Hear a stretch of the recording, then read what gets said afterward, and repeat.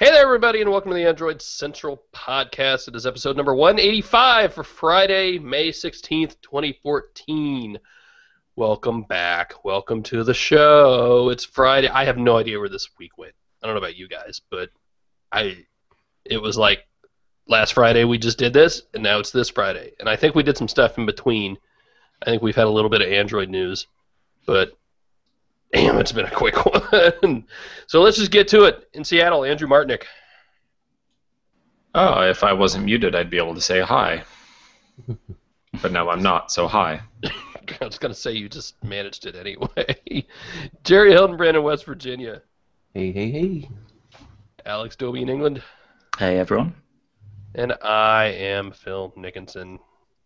We are AndroidCentral.com. You are AndroidCentral.com. It's not just us. It's a lot of us, I guess. It's mostly Jerry, actually, if you really want to know. Well, I didn't do it. So how's that? I'm in a good mood. I had some sushi for lunch. It's beautiful outside. I have this giant dirt compactor they're putting in a parking lot outside my office here. And can you guys hear that? Nope. Oh. Nope, because my whole office is shaking right now. It's kind of crazy. All right, maybe not. Wow, that's loud. So yeah, I'm in a good mood. Where do you guys want to start? We've got a whole lot going on. We've got like new phones. You want to talk about new phones? Devices, lots of them. Let me find. I've got one sitting over here. Somebody else start. What do you want to start with?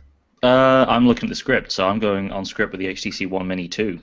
Well, This thing right here. I've got that one. Oh wait, you have one too. Cool. Yep, I just dinged it on the side of the microphone. Never mind. There we go. Yeah, so the HTC One Mini 2 on 3.4G. It's an HTC One, only smaller. Kind of. It's kind of an HTC One without some of the cool stuff. I think without most of the cool stuff.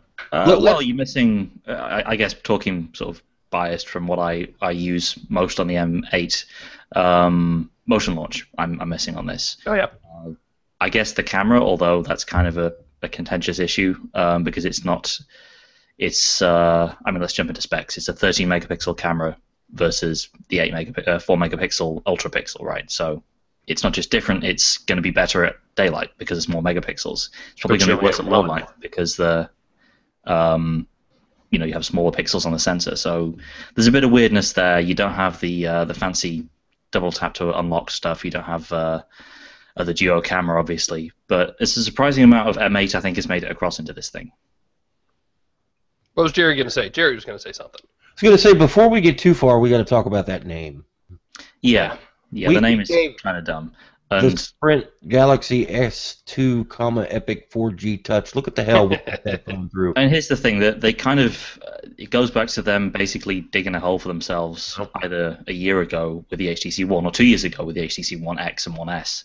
The problem is you have this device which they're not calling an M8 because M8 has kind of morphed from a code name into a brand in its own right. So they don't want to call it an M8 because it doesn't have the ultra pixel camera, doesn't have motion launch, doesn't have the duo camera, but it's still an HTC One, yet it has the look of the M8, and they're calling it the One Mini 2 because it's a successor to the One Mini, which launched last year. And it's just like, okay, this is kind of probably the best name they could have come up with, but it's still not very good. But if you dive into the build prop, you know what it says. M8 Mini. M8 Mini. Well, it says it on the back of the phone if you look. Oh, does it? Yeah, next to all the FCC info. That's so yeah, it's the M8 Mini basically. Tiny. You got to imagine at some point that I don't know how brand names evolve, but anyway, that's the name it's got. It doesn't, I guess, hurt your enjoyment of the phone, but it's more confusion. It's more branding on HTC's part that just doesn't make a whole lot of sense, and it's going to confuse the average consumer, and that's not what they need when they're trying to come out of a slump. And that's why I'm concerned about it. I don't care if they call it the Whistling Toucan, whatever they want to call it, but HTC, of all people, needs to provide an easy-to-navigate catalog if they want to sell phones. All right, all you guys out there, remind me. There's our show name for this week, the Whistling Toucan. Got it. We're like 5 minutes into the show and we got it already. I love that. This thing looks and feels. I mean, it looks and feels like a mini M8. It's a smaller display. It's a 4.5-inch display, and it's even smaller than the M7 was. That was 4.7, I believe. Yeah. But oh my God, it feels so like this is the size. This is the size I want the M8 to be. It's almost the exact same size as the M7. Here they are side by side. Which that's the funny part about it. Well, you say it's exactly the same size. It's more or less the same height. It is narrower, though, and we all know you can get away with the tall phone more than you can get away with the wide phone. Yes. I think that's what makes it feel maybe a bit smaller in the hand than the M7. I don't know if I'd want it without Zoe's and without video highlights. Well, it has video highlights. Does it put them together? I think so. I'll try now. It doesn't have the Zoe app either. It has the Zoe app. Nothing will it. Yeah, when it comes out later this summer. But yeah, I mean, it won't shoot, Zoe images, and for me that was a big thing. Well, it doesn't have the Zoe shooting mode, right? And Right. Zoe's always been there's always been this weird crossover between Zoe's and video highlights, but it has the video highlight side, just not the Zoe side. Okay. So you can take, you can rapid fire images just by hammering the shutter button, and it'll spin those into video highlights. But what it won't do is you won't get this, the special Zoe shooting mode or any of the duo camera stuff. So it won't be able to work that in there, and I guess your video highlights won't look quite as cool. I think so, especially about the 3D effects, because those have really added to video highlights, I think, in this latest version. I mean, it's not a bad phone. Do we have pricing? Because it's not a U.S. phone. It's Europe, Middle East. I don't think so. They said 2 tiers below the M8, which is what they said with the last Mini relative to the M7, and that, I think, appeared around about 300, 330, 350-ish pounds, which is about what you would get for an M7 now. Some people were talking about somewhere in the low 400 euros at least. Maybe. I mean, don't forget, Which seems like a bit of a pre-order stretch. prices- This thing isn't out till June. Pre-order prices now probably are going to shift between, now and launch. Hey, I hate to tell you, but June's like 2 weeks away. Yeah, but We're It's halfway still through June. May already. I know, right? It's a really nice feeling phone. I like it a lot. The speakers are not as loud as the M8, and that's to be expected. They're not bad at all. Trying to think what else. The display's all right. It's 720. I'm fine with that. At 4.5 inches, absolutely. I think it's the colors you notice more than either pixel density or brightness. Mm. I think if you've gone from having the exact same wallpaper and icon setup on an M8 to an M8 Mini, then it's gonna, Mini 2, whatever. You can tell that certain colors like reds and greens aren't quite as vivid as they were before, but it's still a perfectly good display. So Alex is gonna crank out the review on that. Yep. I've got it. It's cool. What else? Kinda The growing. Moto. You guys went to London for a Motorola event on Tuesday, right? Yeah, we got the Moto E, which I don't have. The Moto G 4G, which I also don't have. So yeah, Phil's got one there. I have an E. Go ahead. Here's the E next to the Moto X. It's smaller. It's fatter. It feels more like a Moto G than it does a Moto X. It's got a QHD, as in lowercase q, as in I don't remember what it means. 960 by 540. Yeah. That is bare minimum. I think what I would allow is an acceptable resolution anymore. At that size, though, it's okay. Like, I can tell because I know, and I know what it is. And it's another one of those displays that has, like, the weird kind of, not parallax thing, but like if you turn it, it's just got weird, not glare, but some. That's a viewing angle thing, right? Yeah, I mean, there's a gap between the glass and the display. something like if you do anything but straight on, it just starts looking a little weird. For most people, they're not going to notice. I think it'll be just fine. So we have flagship phones from last year that had viewing angle issues, right? So Yeah, I mean that happens. Otherwise it looks and acts like a Motorola smartphone right now. Kind of the big deal about this, and I don't think it's quite a big deal as we've been talking about, is the Motorola Assist app. So it's one of those emergency contact apps. So you designate your contacts. It's Motorola Alert, I think, isn't it? Yes, Motorola Alert, and then they can follow you around. They can spit out your location every 5 minutes or whatever you want. You can tell somebody to, hey, I'm here, come meet me right now, please help. You can have it check you in at places, so we're like almost automatic Foursquare check-ins, only it sends it to specific people and not everybody. And then my favorite is the big red emergency button. Can you see that? What do you think happens if I push it? Should I do it? I think you're going to show us. I think I'm going to do it. You ready? Here, I'll point it this way so you can see it. You get a 5-second countdown. Did I hit it? Yep. And then all of a sudden it goes.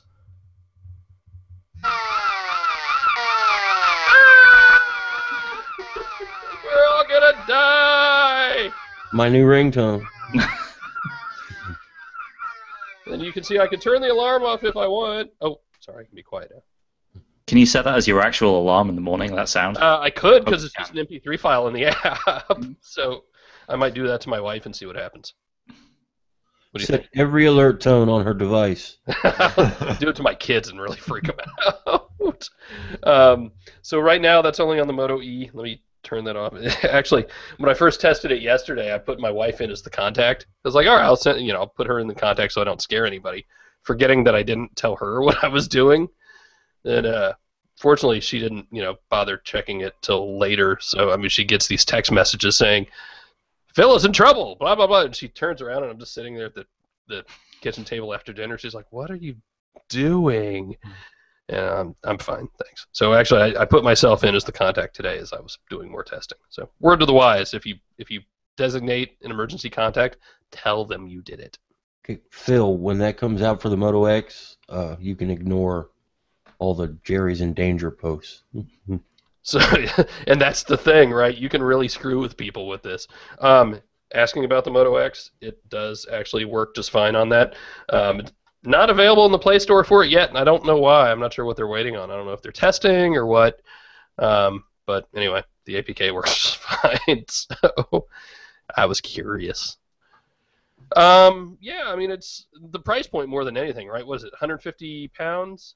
$129? No, way less. No, wait, 89. That's right. Sorry, $129 US. It's going to be in 80 countries.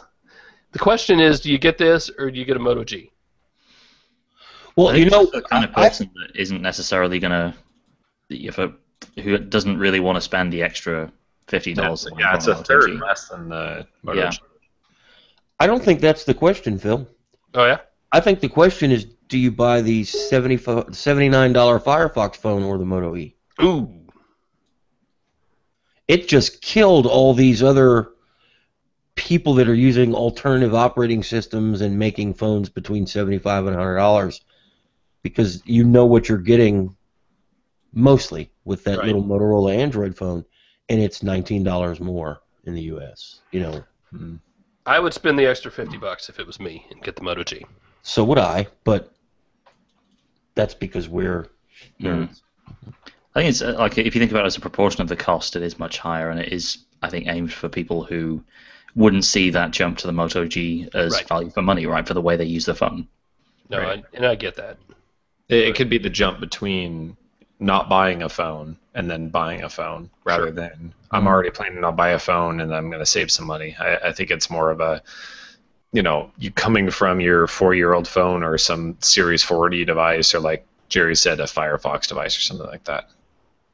How are you finding performance on it, Phil? Because I used one very, very briefly on Tuesday.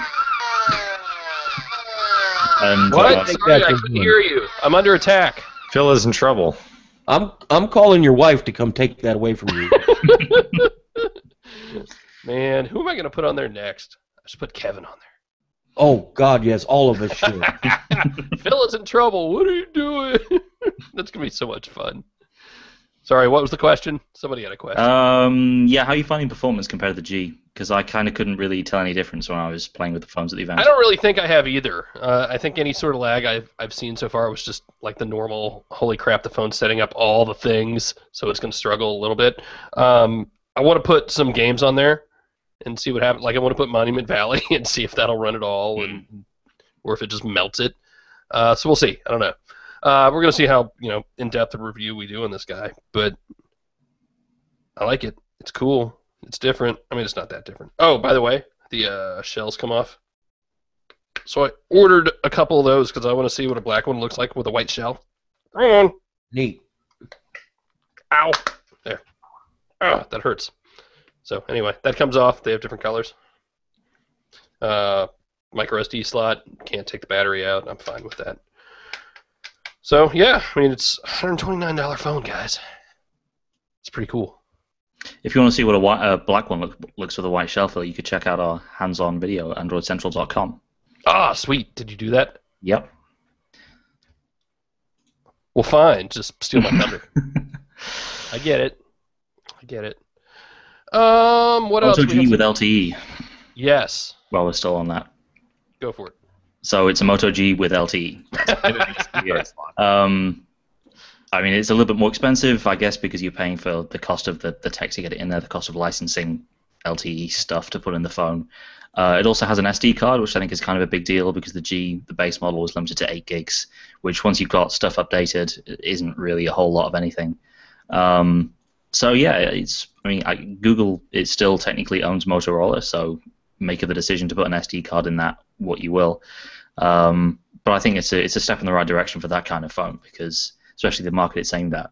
You maybe want to buy the 8 gig version and then have the option of upgrading because it's cheaper in the short term. It's actually for sale in markets where LTE is kind of a big deal already.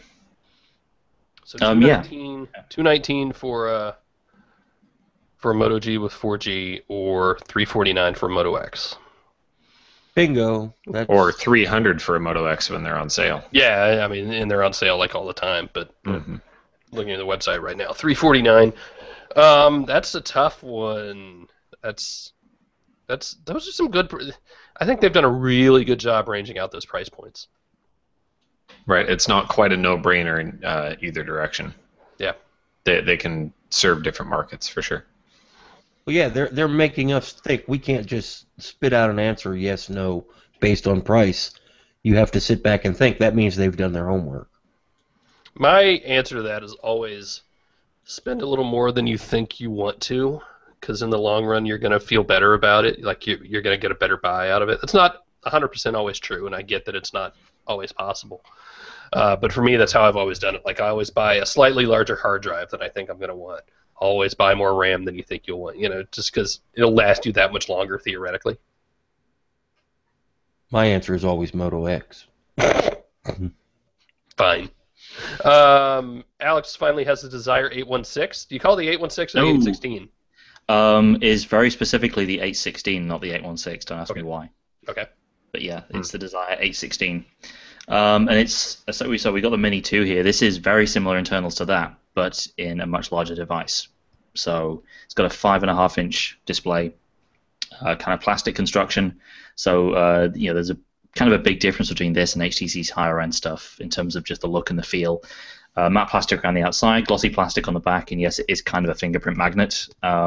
Strangely, it doesn't feel quite as I would say cheap maybe as some Samsung phones with the removable backs. The back is fixed on there, so it feels solid, even though it is kind of plasticky.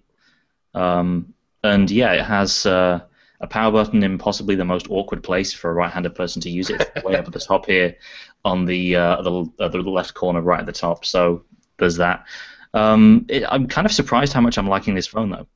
It's a good, solid phone. That's what everybody says, and I've played with it a couple times. I mean, it's this big flat slab, but it's different than anything else that's out there, which HTC does probably better than anyone doing something different.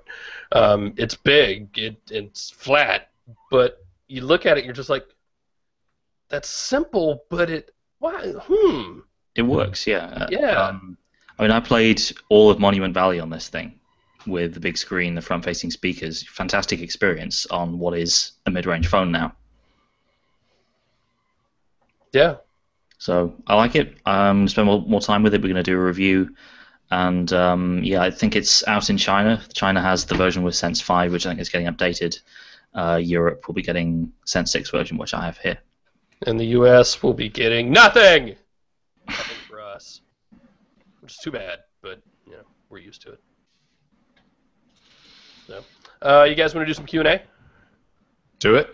Yeah, let's do some Q&A. Tommy Nuno wants to know, we need Phil's weekly parking update. So actually, they're out there working right now. Let me go check. Don't ask him things like that, guy. Look. They're getting there. I have these giant dirt compactors outside shaking everything, and it's driving me nuts. But I get to watch bulldozers, which is kind of cool. They won't let me drive when I asked. That is Phil's weekly parking update. I should get that sponsored. Get a jingle made. Yeah, get theme music, and this week's Phil's parking update is brought to you by... I don't know. Harrison wants to know, will there be a new Nexus tablet announced at Google I/O? Let's just... we talked a lot about this last week, right, in the HTC tablet rumors, and let's just go up and down. We're actually, a month and a month and a half away from Google I/O. I'm going to say yes. I'm going to be controversial and say no. I mean, I think we all pretty much know it exists, but I think what they're trying to turn I/O into now, there's enough there that's going to occupy 2 days without them launching a new tablet. Actually, I don't I'm think thinking that's July, that maybe. controversial an idea. Yeah. Well, and considering they did a solo event just for Android 4.3 and the Nexus 7, it's not at all wouldn't all be surprising if they did something separate. Could be tightly after I/O, but like Alex said, there's plenty to talk about at I/O that doesn't have to do with the hardware launch. That is also a rational explanation. Is Jerry abstaining, or does Jerry want to? You're not going to see a new tablet at I/O. I Okay. don't think so. Fair enough. Do you guys think the Galaxy S5 Prime will be exclusive to Korea? We're anxiously waiting for a Google Play Edition, but how awesome would an LG G3 Google Play Edition be? I don't know. Also weird. Yeah, I'll have to see. I think if Samsung is going ahead with the Prime, it's an important enough product for them that it's going to be global, right? And we've already seen indications that there are multiple versions of it. There's an Exynos version, Snapdragon version. There are product numbers for Europe, it looks like, product numbers for Korea. So I wouldn't think they would have a device like this and, with such a standout feature like 2K display and limit it to Korea, especially when LG is launching their 2K phone, the G3, in 6 cities all over the world. Do you think whenever Samsung announces whatever this thing ends up being, we're all going to look at each other and be like, oh, that's what it is, and it's going to be something totally different than what we thought? I think we're going to look at it and think, oh, that's what the Galaxy S5 should have been. I mean, I like a lot of things about the GS5, but I think it strikes me as what they wanted to do, the technology just wasn't there for it yet, and they wanted to release a phone in the first quarter of the year because that's an important window, but the technology just wasn't there yet, I think. It's total speculation, but that's just me connecting dots. And by the way, the G3 is what, the 27th of May? Yes. Yeah, I'll be there for that in London Cool. with Richard Devine. Excellent. I'm jealous. I want to come. I can't justify coming to London with both of you there again. I mean, I could have. Alex, really had Richard, to. you're fired. Phil, what's I'm sure you can send Richard off back to the south of France again. And I'll fire one place. of you and rehire you the next day after I get home.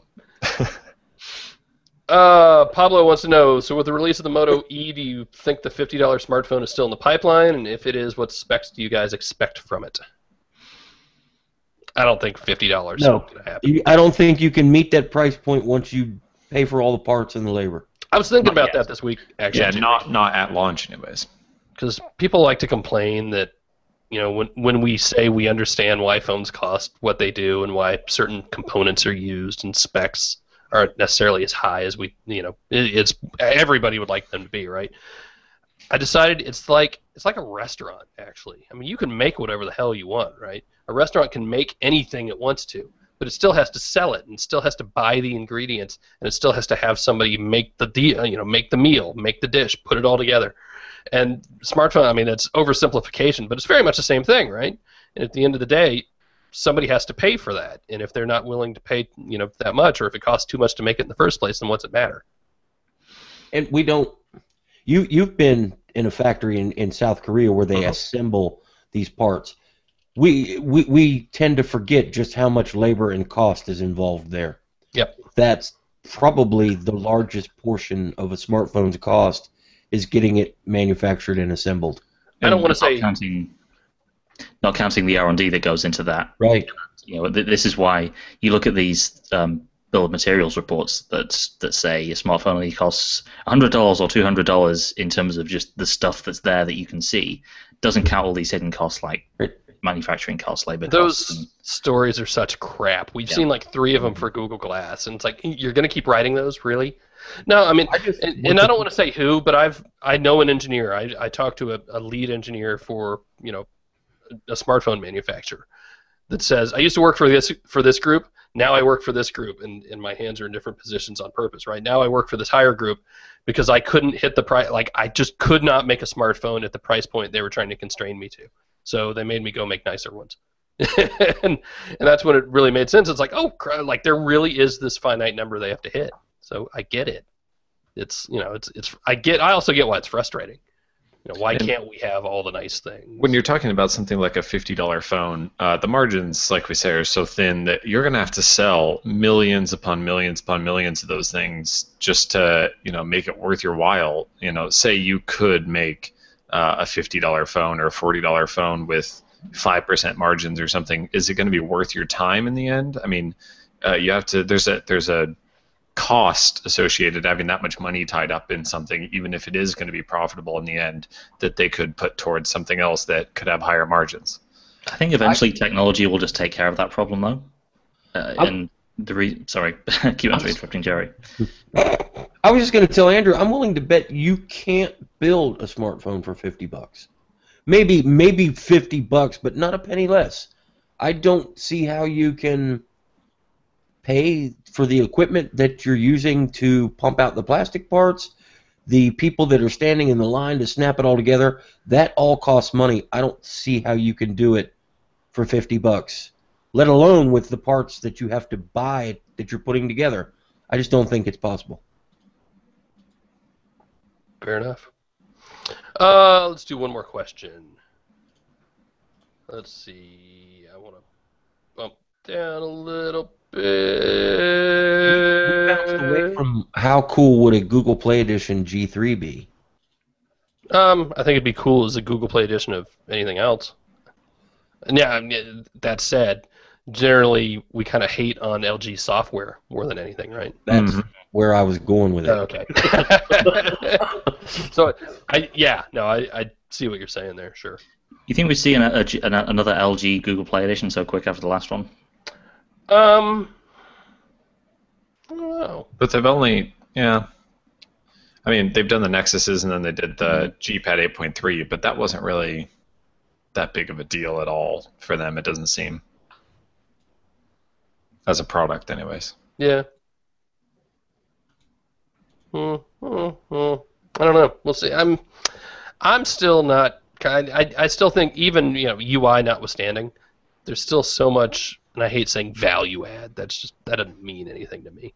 But I think the manufacturers generally add something on top of the stock Google experience, whether it's Motorola, and Motorola, I don't want to say does the least. I think they do it the best at this point.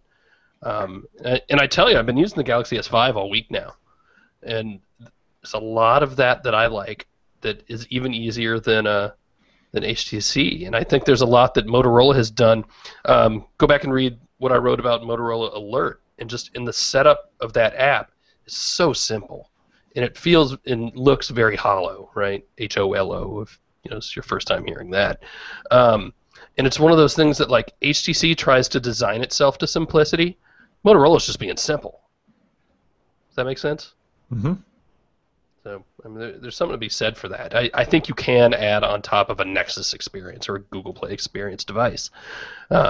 Just some do it better than others, and they all do it differently, and that's good. Choice is good. You know what else is good? What's that, Phil? What's good? We're going to take a little break here because this podcast is brought to you by Squarespace. Did you know that? Did you know that, Jerry?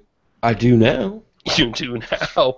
So do you guys know what Squarespace is? It's an all-in-one platform. I'm reading, obviously, but no, I'm not even reading because I use it, actually. Squarespace makes websites, and it makes websites easy, and it makes making websites easy because I'm not a coder. I can barely write English, let alone HTML, right? In fact, I will tell you a personal story. My wife needed a new job, and I said, look, quit, don't stop writing just because nobody's paying for it right this second. They will pay for it later, so I want you to keep writing. I'm going to make you a website, and Squarespace is actually the one I ended up picking very quickly because within 6 hours, and that's probably because I was eating dinner and stuff, but very, very quickly. I had a domain, I had a website, I had 1 or 2 blogs up and running, so I can write there if I want to. Super easy, just drag and drop. Very easy layouts. It's responsive. You have mobile templates. All I had to do was basically pay money, and they took care of it and did everything else. 24/7 support. Really, really not expensive at all. $8 a month, free domain name if you sign up for a year, which I think is what I did. So I just did it and it works and it's there. Awesome, right? So I think the really cool thing about that now is they're sponsoring the show, which is great. And you get a free trial with it. You get 10% off if you use the offer code Android at checkout. Jerry's doing it right now. I can see. He's typing. Tappa, tappa, tappa. It's great. You can set up a store through it as well, actually. I'm trying to find what I have. I could sell all my old phones I have, right? Or is that bad? I think we've on that. But you can sell stuff. Phil's recycling bin. No, it's super cool and really awesome that they are sponsoring the show now. So just go to squarespace.com/Android. That is the offer code you want to use at checkout as well. Very, very cool. Thank you to them for doing it. They're based in the U.S. They're based in Ireland.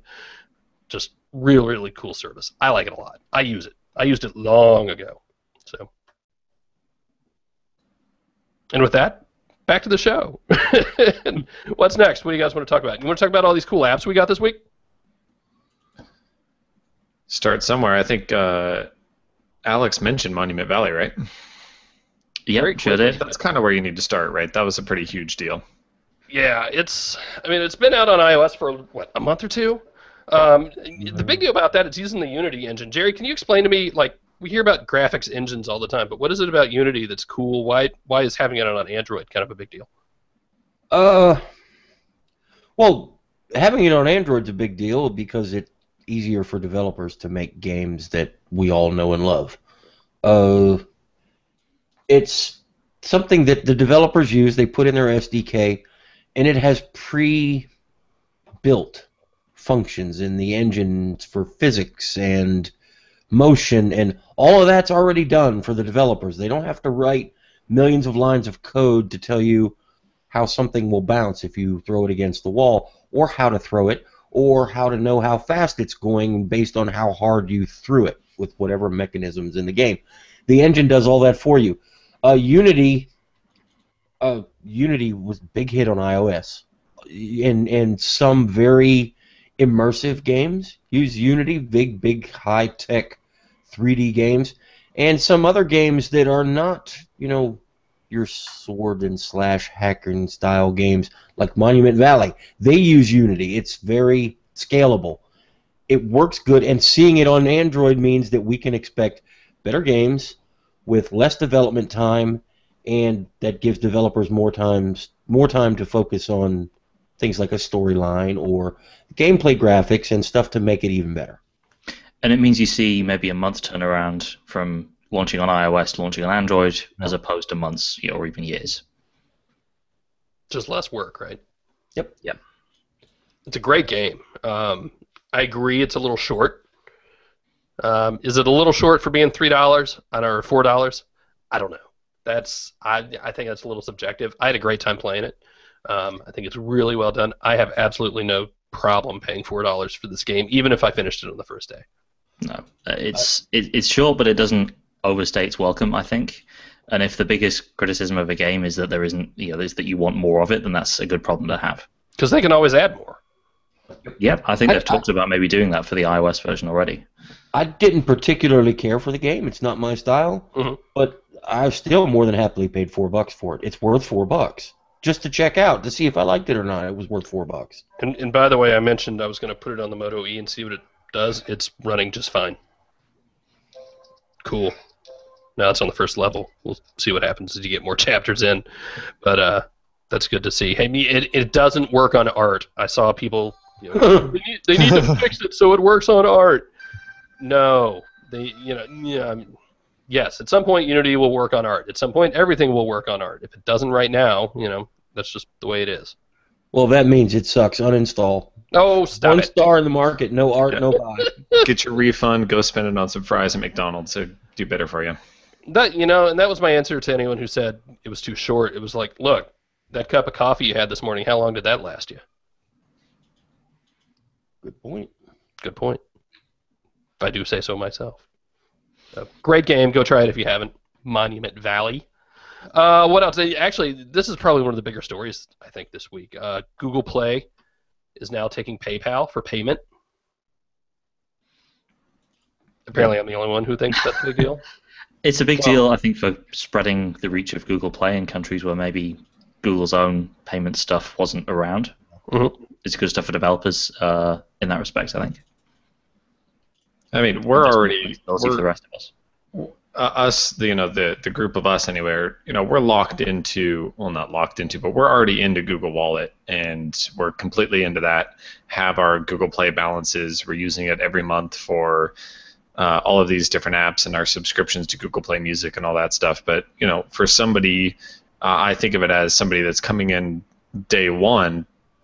There's probably a better chance if they've never had an Android phone that they have a PayPal account instead of a Google Wallet account set up before they get an Android phone.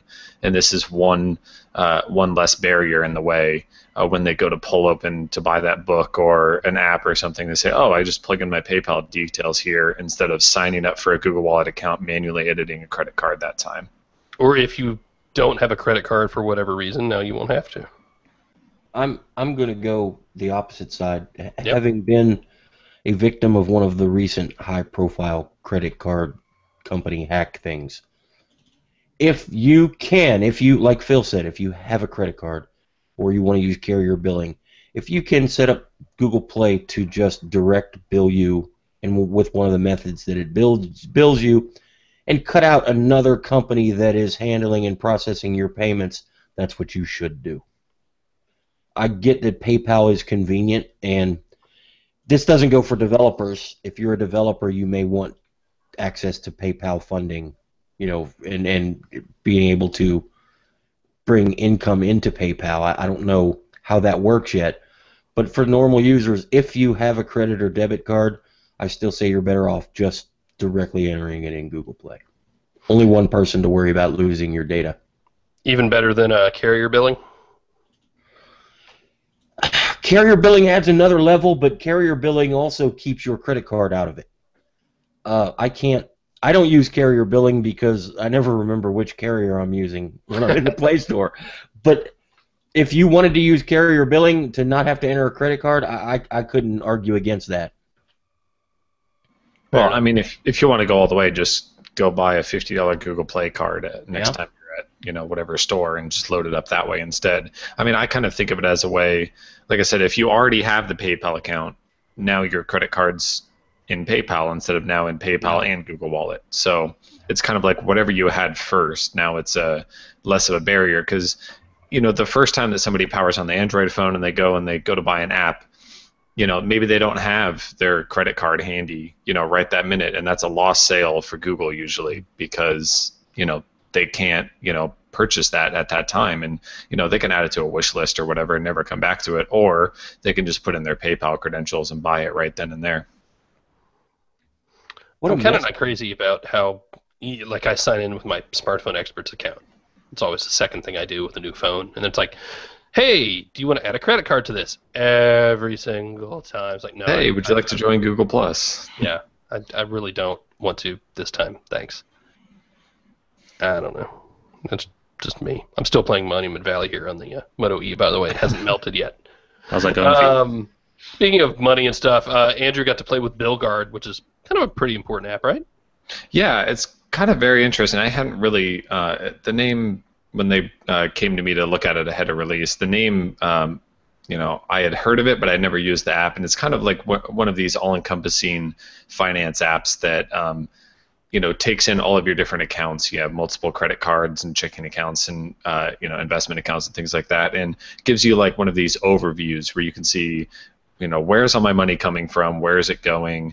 And the biggest thing that they do, like Jerry just talked about, credit card breaches, is they proactively look for any kind of issues with if they find out ahead of time, before the news is broken that there was a data breach at a store, it goes back and looks and see if you ever shopped at that store during the time that it was affected, and they proactively come to you and say, hey, you need to talk to your credit card company about that, and make it kind of a one-tap affair where you can report fraudulent charges through the app, so there's no going to your banking website, looking for a phone number and calling the number. It's kind of just making it a lot easier for you to manage your money. It's not going to be able to, force you to stick to a budget or anything like that. They know that people just don't do that. But it's kind of got this thing where it just makes it easy. Here's your list of your last 20 transactions. Go through these, see if you actually made these. They've saved, they quote, millions of dollars that they've saved people in fraudulent charges. That's something that happens every day to people. And having one more tool to help you with that is, it's a good thing. Whether or not you stick with it maybe for months and months is a different, kind of depends on what your strength is there on your finances. But having the ability to do that is pretty awesome. Well, it can consolidate accounts, right? I can Right. see, that would be a big plus for me because right now I use 2 different apps to monitor 2 different credit cards. And one app that can handle both means less time for Jerry.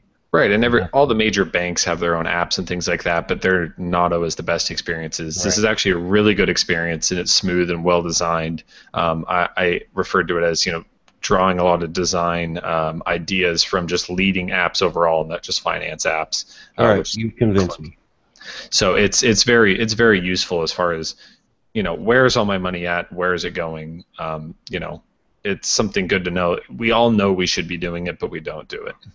Is it easier than just going to the credit card website and actually keeping up on your stuff? Is the idea you just have it all in one place? Right. The idea is to have it in one place, and they kind of do this email inbox type of paradigm where it just lists all of your charges, and you swipe it to the right to say, yes, I made that charge. You swipe it to the left. You can pin it to the top to look at it later, or you can report it right through the app if there's a fraudulent charge. So you can dive into the different categories. I spent this much on food. That's kind of a normal thing that a lot of the apps do. But this will look at it from all accounts, and you can put in cash balances and stuff like that just to help you budget. This isn't as much of a, okay, I'm only going to spend $300 on food this month kind of app, and then it beeps at you if you use more than that. It's more of a, here's all the information, do with it what you will. I should really use something like that just to keep track of all the automatic payments I have. I have no idea. Right. All the subscription payments that come out every single month for this, that, and the other thing, because they don't land on the same date, right? You have, on the 5th and the 17th and, the 30th, all these different things coming out. Every time I get my Google Play music subscription renewal notice, I'm like, what? Oh, okay. I just bought something at Google Play. What happened? Yeah, I kind of wish the email itself just looked a little same. different. You think are people still having a hard time canceling that? We're still getting emails from people saying I canceled it. Why am I still being charged? I'm not sure. I'm still on the promotional $8. Yeah. So I've never had much of a want to get rid of it, but I don't know. I don't know if they're having issues where if you hit cancel, it doesn't actually do it. It's a great service. I don't know why you'd want to cancel. Yeah, I love it. And actually, and I especially love it now that it's working through Sonos, right? So I finally bought a Sonos a few weeks ago. How about that for a segue, boys and girls? Well, I guess it only really matters if you're looking at the script like I am. But that was a hell of a segue right there. But my big complaint when I first tried Sonos was this app is crap. This app is no good. So I got into the beta just as soon as I figured it out. And the beta was so much better, and it's finally released this week. If for some reason you have a Sonos and haven't updated it, you need to do it right now because it's night and day. It's still not perfect. Still some little UI things like you have to figure out that you have to tap the Sonos logo up top to pull out the menu or go back or whatever. Android handles things better if you follow directions. But wow, it's so much better. I need to buy you guys some, don't I? Yes. Is it I Christmas want time? the soundbar and the wireless. Whoa, hey, cute. that's great. Well, you're the one that said it. I don't even have a soundbar. I don't know if I want the soundbar. I keep going back and forth on that. Well, if you buy me one, I can tell you if I like it or not. That's true. Somebody's going to have to review it for Connectedly, right? That somebody is right here. We'll see. I'll see what I can do. I'll need the subwoofer too. It's probably. Oh, I'll tell you, the review will be. It's useless without the subwoofer. So. Is anyone here actually using the stock Twitter app, the official Twitter app? I've given up on that again. No. For my very slight Twitter needs, I use it. Oh, you know what I use it on? I use it. I go back and forth between that and a handful of other third-party ones. I think that, it's annoying in the way it arranges tabs and stuff, but I find that certain things it does better than maybe it allows third-party apps to do. So you're supposed to be able to mute people now, which is why I bring it up, but I can't figure that out. Which is something that the third-party clients have been able to do, and even more powerful, where you can mute a user. Only, you can set, okay, mute this person for the next 6 hours, or mute this hashtag or this word, or something like that for a certain set of time. So it's kind of like, this is something, well, admittedly, more people are using the first-party client than the third-party ones, but it's kind of like, this is kind of a half feature. It's not something that, if you wanted this feature before, you could have had it. It's one of those things where it's like, look what we have given you, and we're all standing around saying, we've had this for a long time on other stuff, and which is kind of Twitter's MO, right, and Facebook. And Is it a website? No, it's in the apps, right? I just want a button that says it should be in the apps as well. Like I said, I haven't used the first-party one in a long time because it's kind of bad. What does Jerry want a button for? It says mute all. Oh, I see. So I see it on the website, but I still don't see it in the app. I want like a snooze thing that you can press the button and your Twitter notifications just stop for 6 hours, 8 hours, whatever. Yeah, I can't have notifications on. But I like to have notifications on, or because I don't use Twitter, I forget about it. Right. The Twitter I use is the Android Central account, and we want to keep track on what you all have to say to us. You say a lot of important things. We want to read them. But when I'm busy, I don't want Twitter going off every few minutes. I'd love an easy way to snooze that. And if they can mute accounts, let's just mute everything for a predetermined amount of time. Yep, just like Hangouts does it, right? Snooze notifications. Right. So here's the question. Do you think I'm going to be able to finish Monument Valley by the end of the podcast? Well, you've already gone through it once, so... Well, yeah. I mean, I know what I'm doing. Phil Nickinson, man-child. I'm totally paying attention to everything. Multitasking extraordinaire. Play Monument Valley and do an hour-long podcast. Hey, by the way, we updated the Android Central app this week, and it's a pretty important update, which is why I've been singing about it. We had actually found a bug in Android with the way the widgets work, and I actually think I understand this from a almost developer level. So let me see if I get this right, Jerry. So when the widget pulls in data, it throws it in memory, right, instead of writing it to your hard drive, right? Instead of writing it to storage. I say hard drive because whatever. But it wasn't actually doing that. So every time it would dump out of memory, it would re-download all that crap all over again and just totally kill data. And that's not good. And it turns out that's a bug in Android. It wasn't a bug on our part. So we have fixed it. And it should be much easier on your data now, and fix some memory stuff and the way it caches things. And so it should be speedier overall. So actually, we updated all the Mobile Nations Android apps. If you use the Crackberry app or the Connectedly app, or go get the Connectedly app, actually, if you're not using it yet. So that's all updated, much better now, fixed. Your explanation was very nice, very well done. But for the nerds, I want to clarify. Phil, they'll email us. Yes, I know. What it does is I don't care. I'm playing Monument Valley. A widget, when it caches data, it caches it to RAM until the RAM gets full. Based on the Android build, you can say when the RAM is full for a certain app. Then it's supposed to write it to disk. That write to disk command was getting ignored by Android, not just our app. It just was an Android bug. So you flushed your RAM, and then the app said, "Oh, there's no data cached. Let's re-download it all." Right, and that could be an issue if there's been 30 posts with images and videos and everything all in it. I thought that's what I said. It is, but you forgot to tell the people where the bug was. Oh. And I didn't want them to. I was busy playing Monument Valley. I said you did you did good, Phil. Thank you. How does this turn? Turn! That way. Uh-oh. What's going on here? I got my wife playing this the other day, and she's like, well, yeah, like, just the look on her face was, what? And I'd show her one little thing, and you just see the light bulb go on. Such a fun game. And you can play while you're podcasting. Well, you can play while you're podcasting. Should you play while you're podcasting? No. Probably not. All right, fine, I'll stop.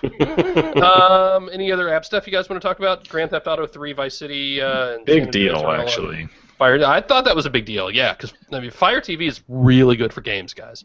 I Yeah, think just the I start. turned it on to take a look at these the Grand Theft Auto games, and the game library since I reviewed the Fire TV has really picked up. They said that there would be, there was a couple hundred at launch games that of varying quality as happens in app stores, but now they're really pumping in some good titles, and the fact that it works with Amazon, it works perfectly with the game controllers. I mean, that's worth. I think they're charging $6 for one and $5 each for the other two. I mean, that's a pretty good deal. You know what they need to make? I discovered this week. I need a kids controller because I picked up our Fire TV controller and it was disgusting for my children. They're 3 and 7, and if you have kids, you know the kids get pretty nasty and dirty. And like this controller was just caked in kid goo. Yeah.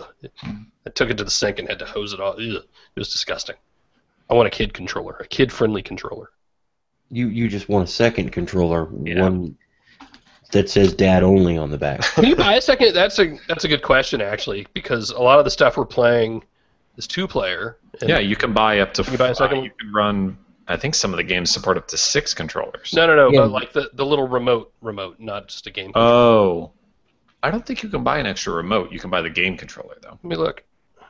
Fire's only 99. Nope. Buy a new 20 Fire with a second remote. $28. Oh wow, yeah, that wasn't available at launch. Cool. Actually, the controllers were all sold out too, so that's good. Yeah. With how small that controller or the remote is, somebody's gonna sit on it or kick it under a couch and lose it forever. So. Or gunk it up with kid goo. Mm-hmm. There's another possible title for the show, but probably not, because that's kind of gross. Ruin it because you took it to the sink and hosed it off. Oh, it's going to be one of those podcasts. What else is going on? Did we talk about the Google I/O schedule? That's out. I didn't see anything. Every now and then they let something leak in there, but it's been a while. I didn't see anything offhand that was overly like, holy crap. People make a big deal about the fact Google Plus isn't on there. I What wouldn't. do you guys think of that? Mm. What if? But people make a big deal over everything. Or what if they just don't have much to talk about with Google Plus? Or what if it's just not added yet, because they always add sessions later? Or what if Google Plus is dead? It's a ghost town. Everybody's left. Google's Yeah. gonna discontinue it. Reader Part 2. Yeah. Don't know means don't know. Jerry, you should write headlines for a living. Good thing I fix headlines for a living. Oh. What else? Alex, Samsung Galaxy S5 wireless charging. yes. So this is, I think, slowly trickling out supplies of this. We got one here. It's kind of the same idea as the wireless charger for the Note 3 and S4 in that it adds a little bit of bulk to the back of it. I think you can see a GIF of a comparison of the regular back and the wireless charging back in our article today. But it's basically your phone gets a little bit bulkier, a little bit heavier, but you can use it with a wireless charger. So you're no longer fiddling around with a horrible plastic flap at the bottom of the phone to plug it in, to drop it on a charger, you're all good, you're set, and you can have it charging throughout the day. So, just a big convenience factor there, I think. And I have one of those weird little inserts on the way here from China.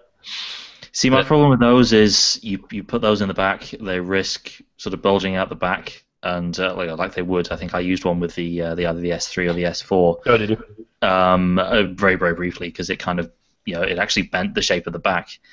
And the problem with doing that on the S5 is, of course, you got the rubber gasket in there for water resistance, and if you can only have so much give before the seal's broken and water starts seeping in, so that could be an issue.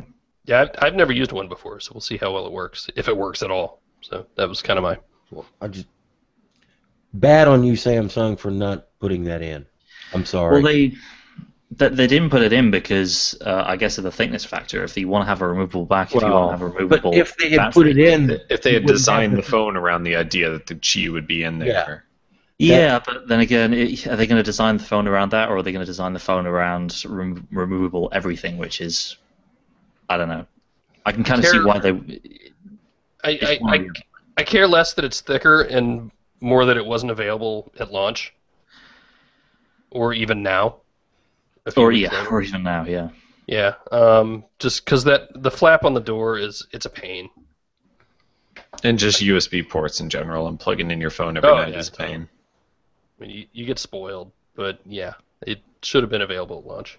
It's a big convenience factor for those of us who like using that, but you got to imagine that's a very, very small proportion of the millions upon millions of S5s that are going to be out there. More people should use it. My whole thing is there's a flap over the USB port, and if it breaks, your phone's no longer waterproof. That means it needs to have wireless charging built in from the get-go. Sorry. They sold a phone that they know is going to be broken and become not waterproof eventually. And I don't like that kind of stuff. I'm sorry. I'll shut up. Gary. I wrote a little thing on ads in your mobile Gmail inbox. And why you're so outraged. I should be mad. Like, normally that's the sort of thing I would hate, and I do kind of hate it, but the rest of me is just like, I don't care. It's just one more thing in that promotions tab that I don't use most of the time. I only put it back in there so I could see it, because people kept emailing us. There's an ad in my Gmail, and I was like, all right, I'll take a look. And sure enough, it finally showed up. It's for Delta's Economy Comfort, and by the way, they're getting more free advertising now because we're talking about it. At Well, least did a it's good something. job targeting you if it was for Delta. Oh no, absolutely right. So and I fly Delta. Didn't quite hit the mark because of my frequent flyer status with Delta. I get that stuff free anyway. But yeah, at least it was something that I could potentially need or want. Yeah. At first blush, I'm like, holy crap, there's an ad in my inbox, right? It's my inbox. Although it's not really my inbox. But There have been ads in your inbox on the web through Gmail for years and years, right? this one just looks different. Yeah. See, what you do is you buy a Raspberry Pi and put two network interfaces in it, and you set up the IP tables so it blocks that, and when you're on Wi-Fi, you don't have ads in your Gmail app. I have nothing there. It was just so easy to get rid of, though. Whether you swipe it away or whether you just get rid of that promotions tab altogether. And actually, I've left the promotions tab because it is doing a pretty good job of catching crap that's really not important. Yeah.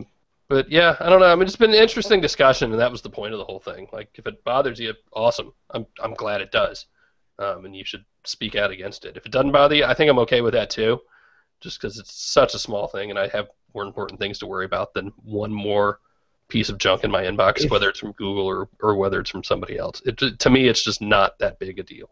If you have a problem with it, you use Yahoo or Hotmail, and you look at their ads instead. Yeah, I still trust Gmail and what it's doing over. No, actually, it's not even a matter of trust. It's just that's what I use, and I like it. Yeah, you're roped in. You could stop trusting it, and you'd still have to use it. Yeah. I don't know if it does it because I pay for a Google Apps account for the website I was talking about earlier, and for other personal stuff, because I wanted to try it first of all, and that's what we use for work stuff too. But I wanted to try it and see how easy it was to set up and stuff. So that's what we have, and I don't know because I don't use that mail properly. I just pull it in through my normal Gmail that I use anyway. So I don't know if you're using like a personal Google Apps account like that or business account if you get those. I'm betting you don't. Yeah, there's a different level of service when you have a paid account. Yeah, exactly, because then you're paying for it. So I don't know. It was interesting. It was an interesting little experiment. And as far as mobile ads go, it's pretty much the best mobile ad experience possible. It's not some flashing random pop-up ad that slows down the app down at the bottom, right, that you see on every other free app. I thought it was pretty unintrusive. What do you guys think of this Samsung Heathrow thing? I just wanted to briefly talk about that. I think it's absolutely bonkers. They're taking over an entire terminal. It's Galaxy S or terminal Galaxy S5. And the terminal is huge. Yeah, they've done it before. My very first Mobile World Congress, they had all but taken over the airport in Barcelona. Just stuff everywhere. Like, it's more Samsung branding and marketing, whatever. Okay. Yeah. And maybe it's easy to overstate how much of a takeover it's going to be. We don't know how. Every single sign surely isn't going to be replaced to say terminal Samsung Galaxy S5. It's not. I wouldn't put that past them. Is my Google Now card going to say you're arriving at terminal Galaxy S5? And that would be too far, I think. As I understand it, they haven't actually bought the rights to change the name of the terminal wholesale. This only lasts for 2 weeks, so nothing permanent is going on. Nothing. I don't think that the changes are going to be too deep because they would have to get rid of them after 2 weeks anyway. And just for the sake of security and not confusing the hell out of people, you'd have to limit how much you say Terminal Galaxy S5 if they're even officially allowed to do that. So I think the idea of we're all talking about Samsung again, so it worked. Yeah, well, yeah, but I think that the idea is that, like you say, we're talking about Samsung and that it's just another one of their marketing things. It's another. I have a feeling it's basically going to be everywhere that you would normally see a billboard or an ad or anything, advertising in the terminal. It's all going to be Samsung ads, the entire terminal. So pretty much you can't go anywhere without looking at an S5 or a Note 3 ad. I think the way it's explained in the press release is maybe a little bit, I don't know, we use the word Orwellian necessarily because that's kind of... but I mean, that's the impression, right? Airport terminals are basically holding areas for travelers, right? And if you are in this sort of enclosed space that you can't get out of, surrounded by Samsung branding, then that is just kind of a little scary on some level, I think. Well, they do that every once in a while in big metro tunnels and things like that. They'll buy out an entire area of a metro stop or something, and but you can get out of a metro stop. Well, you can a little easier, but if you're sitting there waiting for the train, right?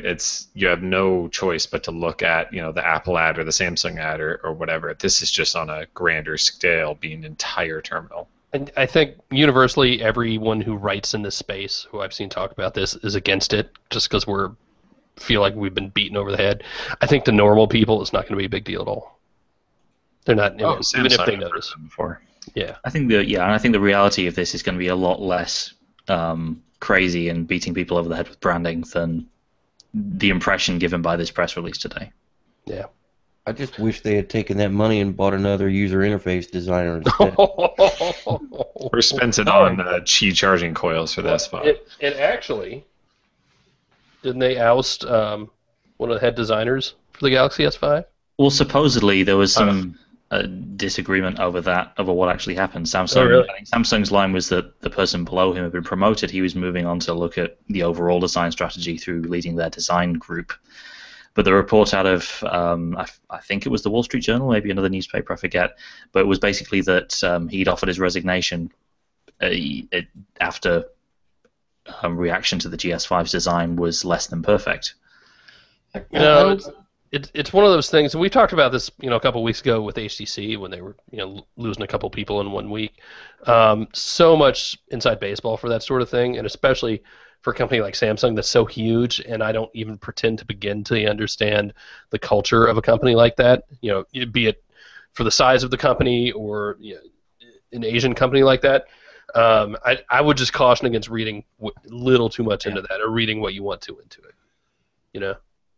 And I didn't mean to sound like anybody needs to get fired. Sure. I don't think that's the solution. I think they need more help because it needs a lot of thinking for how to do everything they do in a way that's a little less touch-whizzy. And they can get there if they have the right guys working at it. Fair enough. I don't know. You can text to 911 in emergency from some places, not from everywhere. I think we oversold that a little. Yeah, I could have swore that this was a thing before yesterday. In a lot of places, it was. Okay, I'm just making sure I'm not crazy. I mean, those things might not be mutually exclusive, but I could have swore I remember that. Phil can just push that button on his phone and it'll scream. Luckily, it's not texting 911 every time he does that because the authorities on him. All right, I want to do a few more Q&As, and then we have some good emails to do, and then we'll get out of here. What do you say? Sure. Let's start with the emails before I forget, because I don't want to forget them. Our pal Suchin asks, I'm in the market for a new smartphone, currently using an unlocked Galaxy Nexus. It's getting slower and slower. I want to go to either the Nexus 5 or the Galaxy S5, but I'm having a hard time deciding because the carrier I'm with, Wind Mobile in Canada, is offering the GS5, but with my current plan, I'd have to buy it outright. It's got me thinking, what if I was to get the Nexus 5 instead because it's cheaper? Well, Nexus 5 is still a pretty good phone, right? Absolutely, it is. And if you like how your Galaxy Nexus works, and your only problem is how slow it is, just buy a Nexus 5. Yeah. And I think my biggest problem with the Nexus 5, you probably wouldn't even notice going from a GS5, going from a Galaxy Nexus to a Nexus 5. That's the battery life, because it was pretty bad too. It was pretty bad on the G-Nex as well. I'm afraid going from a Galaxy Nexus to a Galaxy S5, your brain may explode. They're like the very opposite of the spectrum. Yeah. Be careful there. You say so.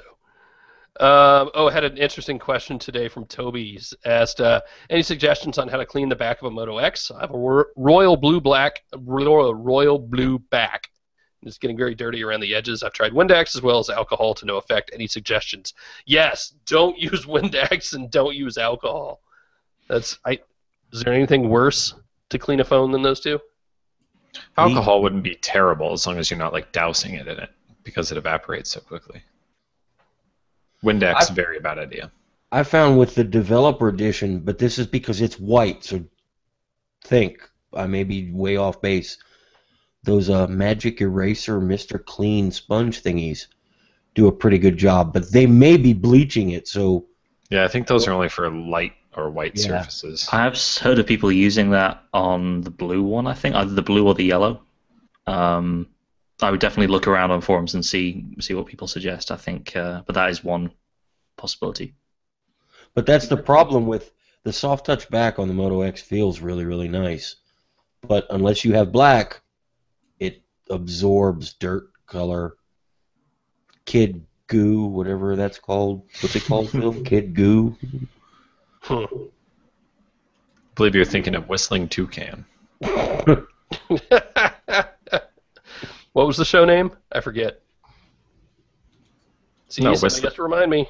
Whistling Toucan. Whistling Toucan? It's a horrible show name. Yes, it is. Oh, all right. Let's do some more Q&A. Mike wants to know, what launchers are you guys using? I'm still using Action Launcher Pro.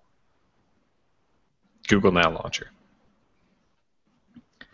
Well, I use what came with the phone. Really? Yeah, well, I'm using a Nexus and a Moto X. They work for me. They're fine. So I've been reviewing so much stuff recently that I've mostly been stock as well. But I have done. I've gone Google Now Launcher on some phones. Polly wants to know, and our pal Sachin asked too, about OnePlus apparently sending out some empty boxes to the people in the Smash Your Phone contest. What are they going to do about it? I have a really good feeling they're going to give the people phones, guys. Yeah, they're probably going to apologize and send people phones, but that is, that kind of stinks. That's crappy, and it shouldn't have happened. And it's, Schadenfreude, it's funny, but yeah, yikes. I want to know why it happened. Once could be somebody in the delivery system may have absconded with the phone, or it could have just been an error. They never put one in the box. But to happen more than once, I'd really like to know what's going on. Those people deserve an answer as well as a phone. Then on top of the fact that they're sending people phones without factory boxes and everything, saying that the boxes aren't ready yet, and then sending the boxes later, that's just on top of that's a whole weird situation. Gives the implication or the indication that they're a little far behind on their production schedules. Yeah, they put out pictures this week of the retail boxes, which can we drag this on any longer, guys? Like, that's really cool, but there are people who are getting the phone without boxes, and those are the people that are lucky enough to have the opportunity to buy one. Never said. Well, I do want to say though, they may have a very good reason. We haven't heard their reason is my whole issue. If it's production, just tell us it's production. If people got an empty box because you didn't have a phone to send, but you wanted to let them know they weren't forgotten, that's a good reason. Tell us. Just don't. You have teased and teased and teased and pulled this out. Now we come to the end. It's a cluster. Yeah. And that's not cool. Yeah. Yeah. Agreed. All right. I think that's it. I think we are done. If you want, you can email us podcast@androidcentral.com. Get us all on Google Plus. Just search our names. We are there. Some of us are on Twitter as well. You can, find us. We are everywhere, especially those guys, not just me. So do that. We're also brought to you by ShopAndroid.com. Call them at 888-468-6158. ShopAndroid.com. That's it. We're done. See you next week. We are out. I want to say hello to Thomas and Tanya. Okay. I met them at the mall yesterday. They're big fans. Awesome. Hi guys. Cutest little Thomas. Huh. Are they like brother sister? Are they a couple? Brother, sister. I think Thomas is 12. Tanya's 14. They love their little Moto Gs. Awesome. And they recognized me at the mall. They're allowed to read Android Central and listen to the podcast? Yes, they're allowed. They What are their parents thinking? I thought that was cool. Tell your parents it's all right. We're good people. And I told them they wanted me to say hello on the podcast. Hi, guys. So, cool. All right, that's it. We'll see you later next week, I guess. Bye. Bye. See you later.